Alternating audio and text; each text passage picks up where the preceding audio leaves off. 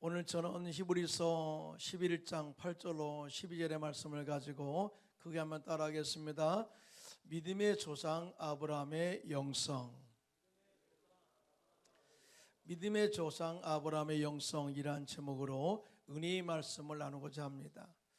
오늘 우리들은 2021년 새해 첫 주일 예배를 드리는 은혜로운 날입니다. 이런 말이 있습니다. 하나님께서 우리 인생의 세월들을 연별로 그 다음에 월별로 나누어 놓은 것은 혹시 인생을 살다가 실패하고 실수한 것이 있다면 그러한 것들을 거울 삼아 다시 새로운 마음으로 새롭게 출발하는 기회를 주기 위함이다. 그렇습니다. 요즘같이 코로나19로 모든 삶의 위기를 맞고 있는 상황에서 우리가 겪은 1년 동안의 어렵고 힘든 과거에 벗어나기는 쉽지 않을 것입니다. 그럼에도 불구하고 새로운 출발은 우리들에게 희망이요, 소망이요, 미래요, 멈췄던 비전의 가슴이 뛰게 하는, 다시 뛰게 하는 힘이 된다는 것을 저는 믿습니다. 할렐루야. 그런 의미에서 새 출발과 시작은 중요한 것입니다. 하지만 새롭게 시작했다고 해서 모두가 다 미래의 성공과 행복이 보장된 것은 아니에요. 새롭게 시작하는 그 사람의 마음과 꿈과 생각과 행동하는 자세가 중요하고 그러한 것들이 그 사람의 미래의 삶을 결정하는 것입니다. 하나님의 부르심을 받고 새롭게 출발한 아브라함과 그의 조카 롯의 삶은요, 그의 삶의 결말은 아주 다르죠. 하나님의 은혜와 복을 받고 출발했지만 결과는 아브라함은 믿음의 조상이 되었고 조카 롯은 아브라함의 중보기도로 하나님께서 소돔과 고모라를 심판하실 때 구원을 받았지만 그는 결국 하나님을 떠나 모압과 암몬의 조상이 되어 평생 하나님의 백성들을 괴롭히는 계보의 조상이 된 것을 보게 됩니다. 그래서 저는 오늘 새해 첫 예배에서 믿음의 조상 아브라함의 영성을 배워서 새롭게 출발함으로 아직도 끝나지 않는 이 코로나 바이러스를 이겨내고 여러분의 꿈과 비전을 성취해서 살아계신 하나님을 날마다 체험하고 또 하나님께 영광 돌리는 저와 여러분들 되시기를 예수님의 이름으로 축원합니다. 자, 그러면 아브라함의 영성은 무엇일까요? 첫째로 아브라함은 하나님께서 주신 꿈을 품고 출발한 영성입니다. 오늘 본문 히브리서 11장 11절로 12절입니다. 시작. 믿음으로 사라 자신도 나이가 많아 단산하였으나 잉태할 수 있는 힘을 얻었으니 이는 약속하신 일을 미쁘신 줄을 알았습니다. 이름으로 죽은 자와 같은 한 사람으로 말미암아 하늘의 허다한 별과 또 해변의 무수한 모래와 같이 많은 후손이 생육하였느니라. 이렇게 말씀을 하고 있거든요. 이 말씀은 한마디로 아브라함은 하나님의 말씀대로 그 모든 꿈이 성취되었다고 하는 말씀을 기록해 내온 이 말씀은 아브라함과 그의 아내 사라는 인간적으로 볼 때 아이를 가질 수 없는 나이임에도 불구하고 하나님이 주신 꿈을 통해서 잉태할 수 있는 믿음의 힘을 얻게 되었고 그 결과 태가 죽었던 사라로 말미암아 또 아이가 잉태하게 하고 그로 말미암아서 수많은 하늘의 별과 같이 해변의 수많은 모래알 같은 후손을 낳고 그의 삶이 생육하고 번성한 축복을 얻게 되었다고 하는 말씀을 이렇게 기록된 것입니다. 이와 같이 인생을 살다 보면 나의 어떤 상태나 환경이나 조건이나 인간의 의견이나 조언이 중요한 것이 아니라 하나님께서 각자에게 주신 꿈을 가지고 출발하는 것이 정말 중요하다는 것을 말씀하고 있는 거예요. 그래서 하나님께서 아브라함을 믿음의 조상으로 부르실 때 그 마음속에 영롱한 하나님의 꿈을 그 속에 심어주셨어요. 창세기 12장 1절로 3절입니다. 시작. 야훼께서 아브라함에게 이르시되 너는 네 고향과 친척과 아버지의 집을 떠나 내가 네게 보여줄 땅으로 가라. 내가 너로 큰 민족을 이루고 네게 복을 주어 내 이름을 창대하게 하리니 너는 복이 될지라. 너를 축복하는 자에게 내가 복을 내리고 너를 저주하는 자에게는 내가 저주하리니 땅의 모든 족속이 너로 말미암아 복을 얻을 것이니라 하신지라 라고 이렇게 말씀을 하셨어요. 정말 아브라함이 이 말씀을 들었을 때 얼마나 큰 벅찬 감동이 있었을까요? 그래서 끝까지 아브라함은 하나님의 이 비전과 꿈을 가슴에 품고 나간 것을 보게 됩니다. 사람이 살다 보면은요, 많은 어려움과 문제들을 만날 때가 있습니다. 자신이 기대하는 것을 이루지 못할 때 정말 어려움을 가질 때도 있죠. 또 인간의 한계를 만나 모든 것을 포기하고 싶을 때도 있을 것입니다. 이럴 때 우리들은 절대 포기하지 말고 하나님의 꿈과 비전을 가슴에 품고 그것을 이룰 것을 믿고 다시 도전하는 기회가 되시기를 예수님의 이름으로 축원합니다. 그만큼 하나님의 꿈을 마음에 품고 출발하는 것은 중요하다는 것이죠. 왜냐하면 꿈이 그 사람을 이끌어가기 때문입니다. 아브라함이 하나님께서 약속하신 후손을 얻지 못했을 때 자꾸 인간적인 방법을 생각하고 인간적인 방법으로 문제를 해결하라고 그렇게 했어요. 한 번은 환상 중에 하나님이 나타나셔서 이 아브라함에게 말씀하시기를 아브라함아 두려워하지 말라 나는 내 방패요 너의 지극히 큰 상급이니라 이렇게 말씀하실 때 아브라함이 하나님께 이렇게 여쭙니다. 주야여 무엇을 내게 주시려 하십니까?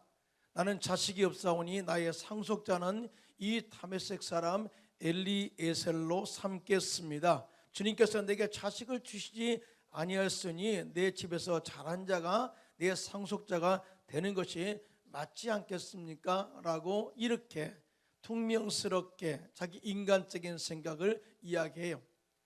얼마나 답답했으면 하나님께 이렇게 자기 의견을 퉁명스럽게 이야기했을까요? 그런데요, 창세기 15장 4절 5절에 보면 하나님께서 정확하게 그에 대한 이 말씀에 대해서 대답을 이렇게 하십니다. 시작.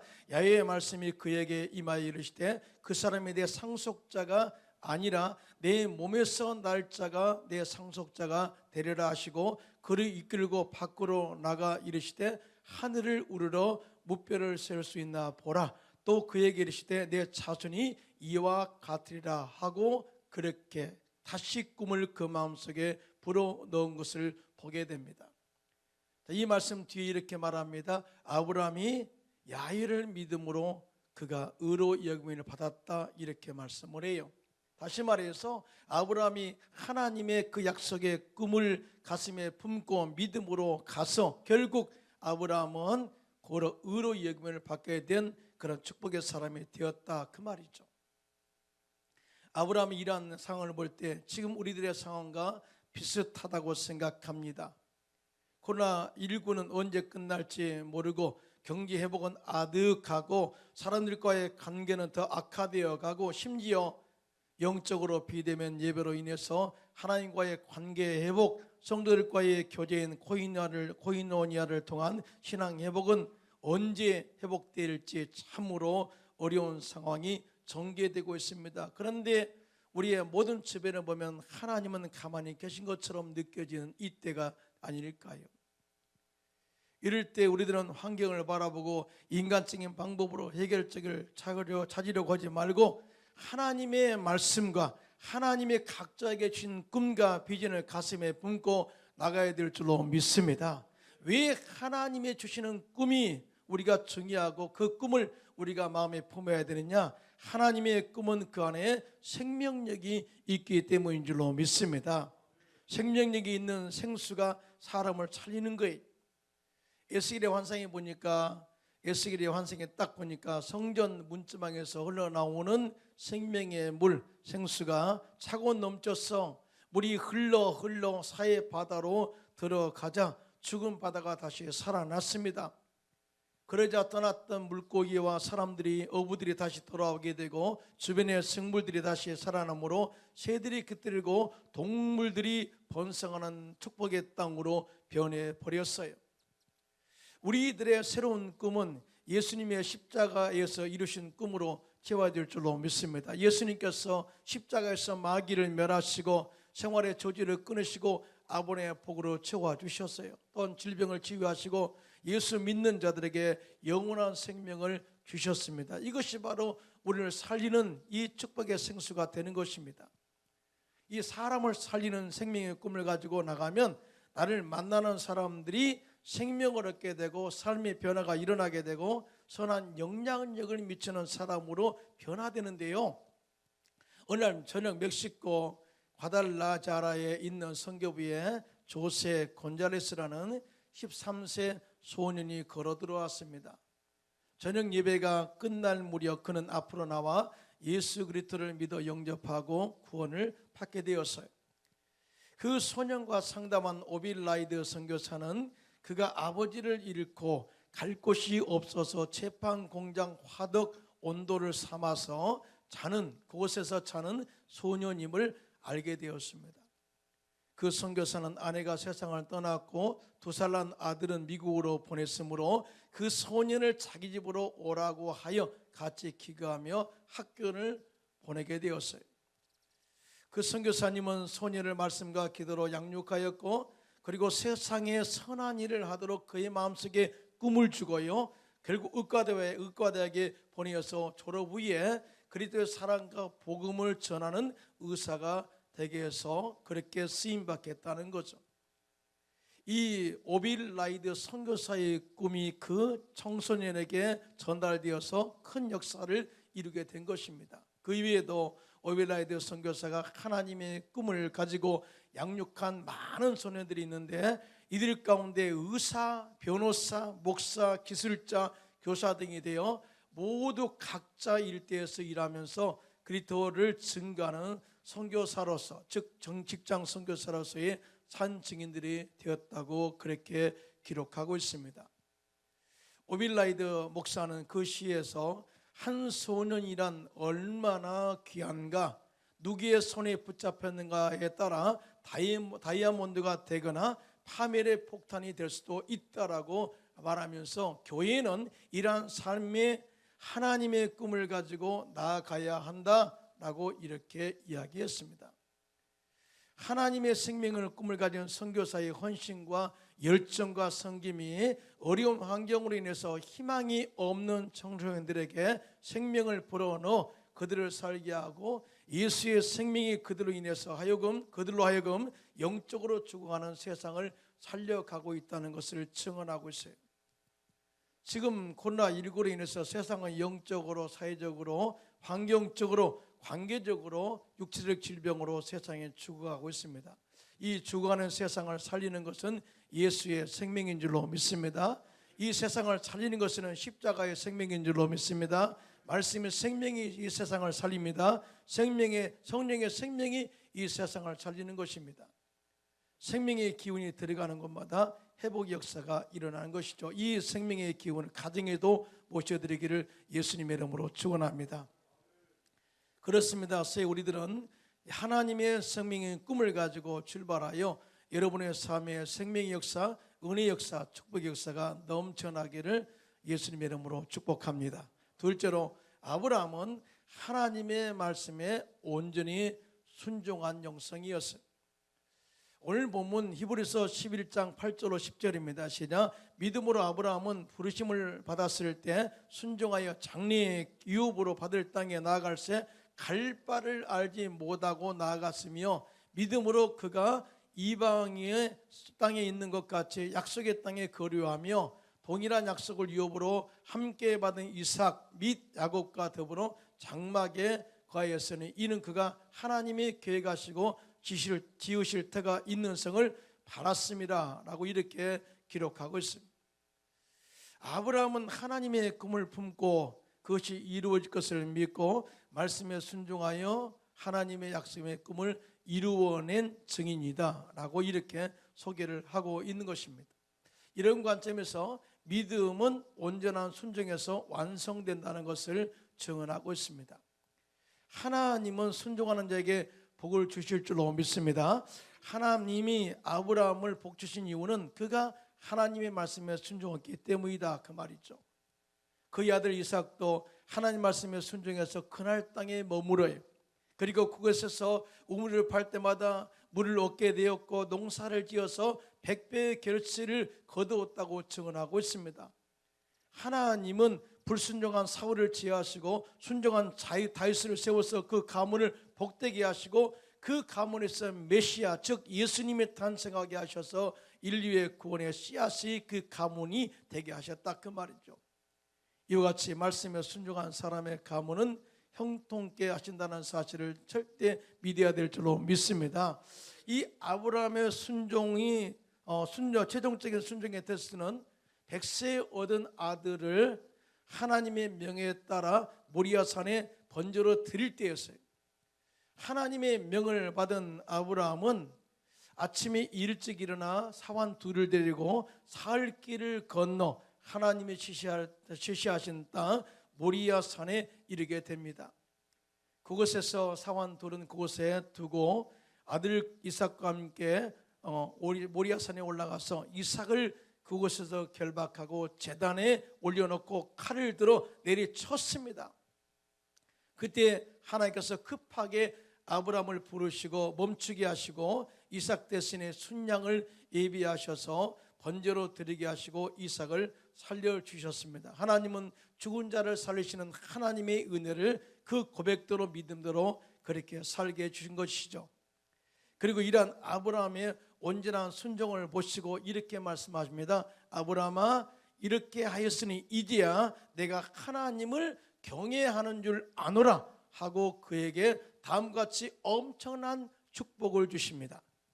창세기 22장 17절로 18절입니다. 시작. 내가 내게 큰 복을 주고 내 씨로 크게 번성하여 하늘의 별과 같고 바닷가의 모래와 같게 하리니 내 씨가 그 대적의 성문을 차지하리라. 또 내 씨로 말미암아 천하 만민이 복을 받으리니 이는 내가 나의 말을 준행하였음이니라 하셨다 하니라라고 이렇게 선포하셨어요.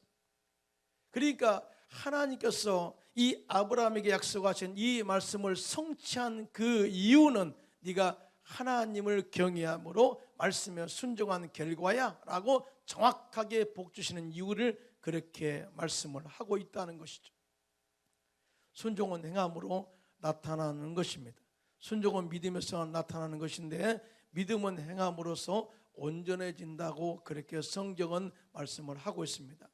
이런 아브라함 믿음에 대해서 야고보서 2장 21절로 22절에 시작. 우리 조상 아브라함이 그 아들 이삭을 제단에 바칠 때 행함으로 의롭다 하심을 받은 것이 아니냐. 내가 보거니와 믿음이 그의 행함과 함께 일하고 행함으로 그 믿음이 온전하게 되었느니라. 이렇게 인정을 해 주셨어요. 여러분, 순종이란 말을 찾아보면 헬라어로 히파코라는 단어인데요, 이 말의 뜻은 주의 깊게 듣다, 그 다음에 유의하다, 그리고 따르다라는 뜻이에요. 그런데요, 히브리어의 순종은 정확하게 우리가 잘 아는 단어입니다. 쉐마예요. 쉐마. 왜 쉐마 교육 아시잖아요. 쉐마. 이 말의 의미는 이스라엘아 들으라, 이스라엘아 정종하라, 이스라엘아 유의하라, 이스라엘아 관심을 가지라, 이스라엘아 듣는 것을 이해하라, 이스라엘아 하나님의 말씀에 복종하라. 이런 넓은 의미, 포괄적인 의미를 가지고 있어요. 자, 이 순종이란 이 말은 의미는요, 이렇게 해석할 수 있어요.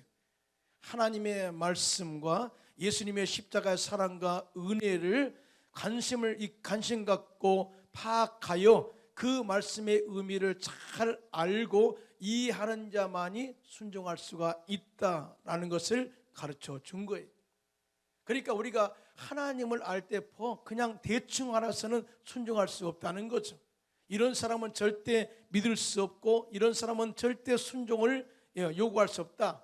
자, 믿는 사람이 순종할 수 있다라고 이 순종의 의미를 그 의미에 말씀의 의미에서 찾을 수가 있어요. 노아도 하나님의 말씀을 믿음으로 순종하여 산꼭대기에 방주를 만들어 하나님께서 홍수로 심판하실 때 그의 가문을 구원하셨어요. 이에 대해서 히브리서 11장 7절에 시작. 믿음으로 노아는 아직 보이지 않는 일에 경고하심을 받아 경외함으로 방주를 준비하여 그 집을 구원하였으니 이로 말미암아 세상을 정죄하고 믿음을 따르는 의의 상속자가 되었느니라고 증언을 하고 있습니다. 여러분 잘 아시다시피 사르밧 과부는 엘리야 선지자의 말에 순종해서 마지막 남은 밀가루와 기름으로 전병을 만들어 엘리야 선지자를 먼저 대접하였더니 3년 반 동안 기근이 끝날 때까지 그 집에 기름병에 기름이 떨어지지 아니하였고 밀가루통에 이 가루가 떨어지지 않는 기적과 축복을 받게 된 것입니다. 이런 관점에서 볼 때 순종은 하나님의 축복을 가져오는 통로가 되는 것이죠. 우리가 어찌하든지요, 이 순종하여서 하나님의 축복을 대를 이어가는 그런 이 축복이 있기를 예수님의 이름으로 축원합니다. 그런데 반면에 불순종은 저주를 가져오는 통로가 되는 것입니다. 우리가 첫사람 아담, 마지막 아담 이렇게 우리가 구분을 해서 첫사람 아담은 결국은 인류의 조상 아담을 이야기하는 것이고요, 마지막 아담은 예수님을 의미합니다. 그런데 첫사람 아담은 이 첫사람 아담과 이 마지막 이 아담의 차이는 뭐냐? 예수님과의 차이는 뭐냐? 순종과 불순종의 차이라는 거죠. 첫사람 아담은 하나님의 말씀에 불순종해서 따먹지 말란, 따먹으면 반드시 죽으리라 하신 하나님의 말씀을 거역함으로 인하여 전 인류에게 죄와 저주와 죽음을 가져왔고, 마지막 아담인 예수님은 하나님의 말씀에 순종해서 십자가의 죽으심으로 인하여 인류의 죄와 저주를 다 사하시고 구원하셔서 치유와 영생을 우리에게 주었다. 이것이 바로 순종과 불순종의 결과다라고 이렇게 말씀을 하고 있어요. 이에 대해서 로마서 5장 19절에 이렇게 말씀합니다. 시작. 한 사람이 순종하지 아니하므로 많은 사람이 죄인 된 것 같이 한 사람이 순종하심으로 많은 사람이 의인이 되리라. 할렐루야.